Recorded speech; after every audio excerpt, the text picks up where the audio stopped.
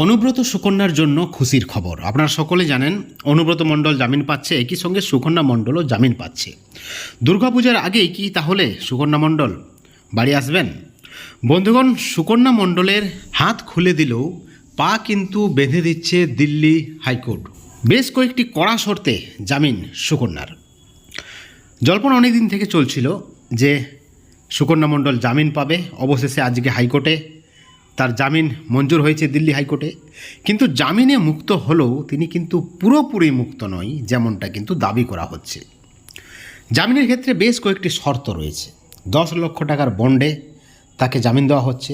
যখনই সুকন্যার মামলার শুনানি হবে সুপ্রিম কোর্টে হাজিরা দিতে হবে।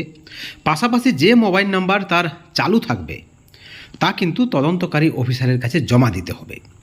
মোবাইল নাম্বার পরিবর্তন করতে হলে অফিসারকে জানাতে হবে এবং সেই সঙ্গে কোন ঠিকানায় থাকছেন দিল্লির সেই ঠিকানা তদন্তকারী অফিসারদের জানাতে হবে।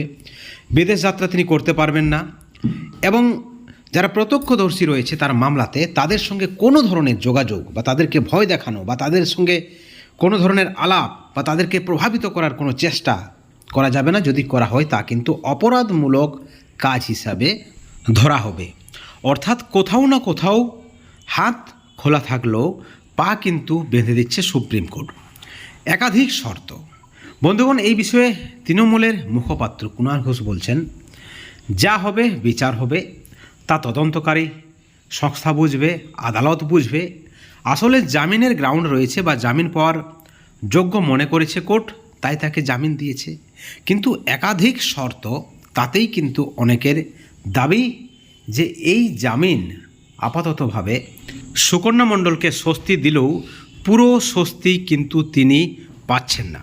বন্ধুগণ, এই ভিডিওর পরিপ্রেক্ষিতে আপনাদের কি মতামত অবশ্যই আপনারা চ্যানেলের কমেন্ট সেকশনে কমেন্ট করে জানাবেন এবং এই ধরনের নতুন নতুন আপডেট পেতে অবশ্যই চ্যানেলটিকে সাবস্ক্রাইব করে রাখবেন।